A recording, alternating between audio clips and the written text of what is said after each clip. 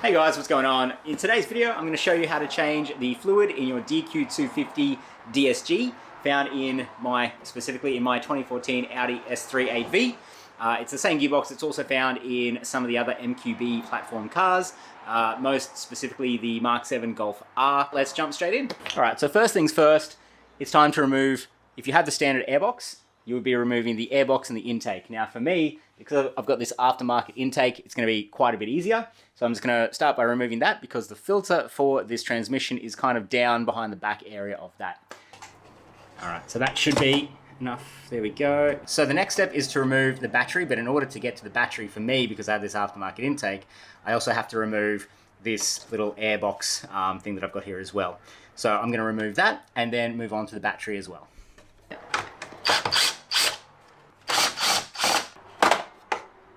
More room so I can take out this airbox here. It's very rhythmic.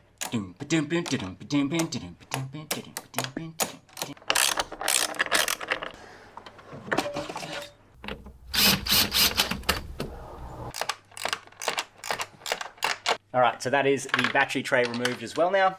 Alright, so now that I have the air intake, the battery and the battery tray completely removed, now it's a clear shot straight down to the DSG filter housing. So if you've ever replaced your engine oil filter, you'll recognize this kind of housing. It's very similar to the one that you use for your engine oil. So now that everything is done in the engine bay for now anyway, it's time to hop under the car and start draining the fluid out.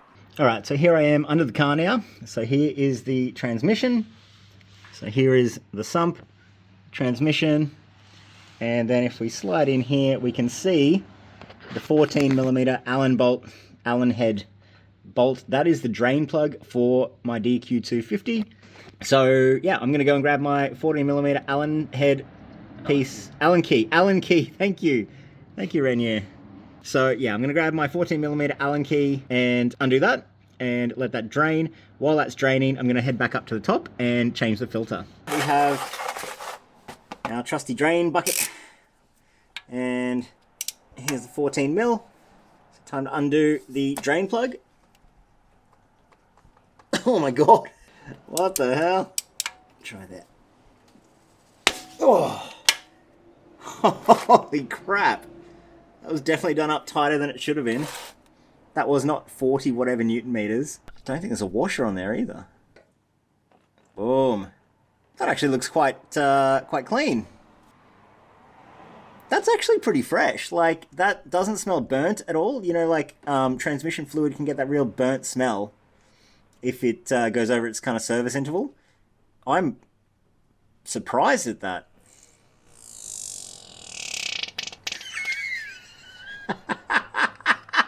So I'm going to let that drain for a little bit longer, and then we'll go inside that and pull out the extra little plug that's in there with an 8mm. But in the meantime, I'm going to head back up top and pull out the filter. Alright, so to remove the filter, it's a 24mm socket, and just going to go and do that now. There you go, at least that was nice and loose. Well, not loose, but it was an appropriate tightness. Oh, I just heard the seal just get... So I can just turn that by hand now. Just gonna let that kind of dangle there for a bit. Alright, so here's the filter coming out. And I'm actually surprised I'm not gonna make too much of a mess, which is good. That looks fairly clean to me. So I think the filter and the fluid was changed fairly recently. It's good. Okay, so we're back under the car now. I've taken out the drain plug before, but now what we have to do is remove the second plug. The amount that's come out so far is what you would consider the overflow. So now what we're going to do is pull out the actual plug, which is a bit of a weird funnel. So this is an 8mm Allen key now, and that is just hand tight. I don't even need a tool for that. Oh no, it's going everywhere.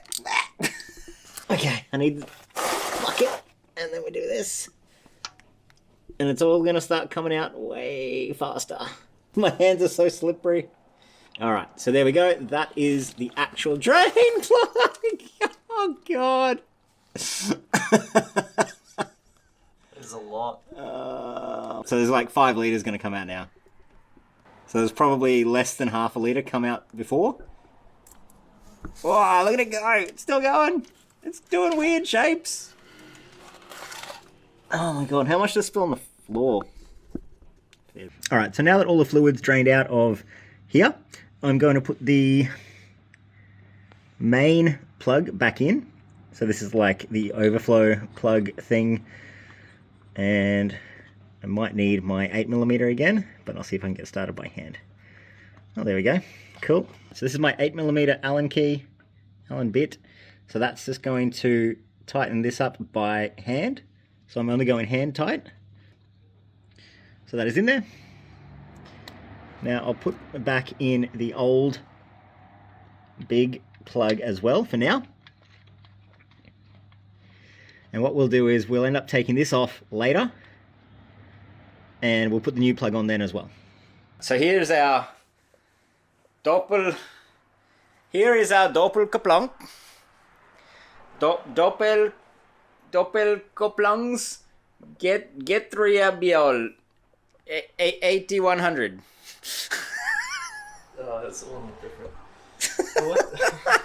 So the main thing to note about this oil is, even though I can't read most of this stuff, this does say dual clutch transmission oil, and the Liqui-Moly 8100 is a pretty well-known brand and type of fluid for the DSG gearboxes. So that's what you're going to look for, either this stuff or the actual OEM stuff from Audi, Volkswagen. So the way that I'm going to fill the transmission with the new fluid is by pouring it all into this filter housing. So obviously the fluid normally runs through this area anyway.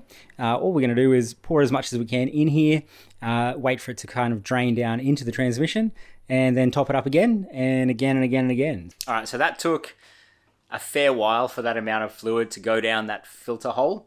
I might just fast forward this process. I've heard that doing it this way through the filter hole can take like 30 to 40 minutes to do. All right, so it's been like 2 hours. It's taken almost 2 hours to get all of that fluid into the filter filler of this car. We're both very tired from just standing here for 30 seconds at a time, pouring some fluid in, going away, doing something because we got bored, and then remembering, oh, hang on, we're supposed to be putting the fluid in. So we're probably going to wrap it up soon for tonight. We'll come back in the morning and finish it off. But for right now, because the fluid is all in there, what I want to do is at least get the filter and the housing back in there, just so that nothing else can get in there overnight. No bugs, no, other creatures or whatever can crawl into there and mess up my transmission. So here's the filter housing with the old filter. So that can go in the bin, which is cool. So on this housing, there is this O-ring that I'm going to pull off with my pick tool. And I have a new O-ring here to go on once I lube that up, as well as a new genuine filter here. So I have my pick tool here. Just going to grab the old seal off the housing there, just like that. Going to pop the new seal on. I'm just going to quickly put some fluid on this seal. Just gave it a dunk in the old fluid. So pop that one on. Okay, so there we go. That is the new O-ring on the filter housing. So there's a new filter, so that goes in this way. And so then this open section here is what goes into the fitting on the car. So realistically, this should probably just go into the car and then this goes on top. So I'm just going to put everything in here because I've spilt a fair bit in the process. I think, yeah, it should be about 5.5 litres or so. Obviously, I had 6 litres here, but I did spill a fair bit, as you can probably see. Don't look at it. Don't point the camera down there. But yeah, there's a lot of spill down there. But yeah, I've learnt my lesson. I will use a funnel next time. So just going to let that finish draining down, and then I'll put the filter back in. And then we'll get under the car. Well, we'll run the car, heat it up, get under the car, and drain out the excess. All right, so here's the new filter going into the housing, and it just push down until it sort of clicks in. And then here's the new, well, here's the housing with the new seal around the edge, and that's just got a bit of fluid on it to help lubricate as it goes in, because we don't want that O-ring to tear as it's going in. All right, so I'm just doing this up to about 20 Newton meters, which feels wrong. We're still going. Oh, no, there's still plenty to go. There we go. Let's do that one more time. All good. So now Now I'm going to put my actual intake back in. So obviously this part will be different depending on what intake you have. If you have an aftermarket intake, it'll be similar to this. If it's the stock intake, it'll be a little bit different, but the premise is the same. You just want to put everything back together how it was before you started. Alrighty guys, so that's everything taken care of under the hood. Now what we have to do is start the car, run it until the fluid gets up to the operating temperature, which I'll have to double check. I think it's between 35 and 55 degrees. I could be wrong about that. But we'll get it up to operating temperature, and then we have to drain some out from the bottom. Okay guys, so here we are in the car. I've got OBD11 running on my phone. And what I'm going to do is, well, I'm already connected, so I'm going to go to transmission, live data, and then I'm going to search for temperature, so TEMP, so transmission fluid temperature. So what we're trying to do is we need to make sure that this is warmed up enough. At the moment it's only 17 degrees, which is not enough to do the correct test and, you know, level check. So yeah, I've got to start the car, let it run, let it get up to operating temperature, and once we've reached that window of temperatures, then we can hop back into the car and drain some out. So alright, we're going to start the car now, and I'll check back in once we are up to temperature.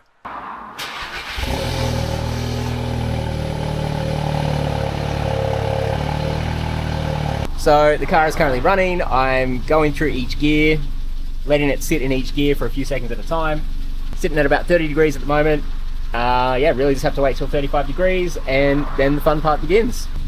Okay, so the transmission fluid temperature has reached 36 degrees according to my OBD11. So now it's time to turn it off and hop back under the car and drain out the excess. Now all that's left to do is undo this drain plug again. So this is the old drain plug that was originally on this car. I have a new drain plug here ready to go in with a new washer. So I'm just going to undo this and let a bunch drain out. I don't really want to touch anything, it's all quite hot. There we go. So I'm just going to let that run until it sort of slows right down. It should slow down to a trickle. Is it slowing down yet? This is what I was worried about, hey? That's good. How much is in there? No, there's not that much actually. Yeah, sweet. Okay, so now that's slowed down to just a trickle, I'm going to put the plug in and torque it up. So it's 33, I think it's 33 foot-pounds for this one. There we go.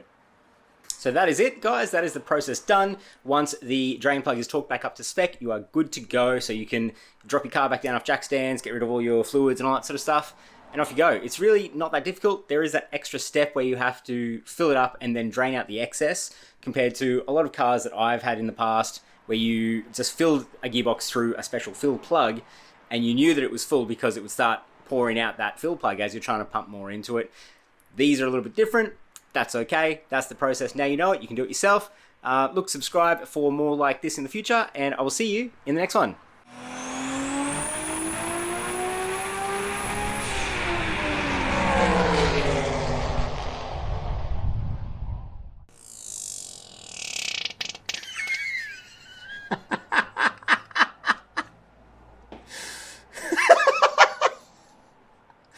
Were you recording? Yeah.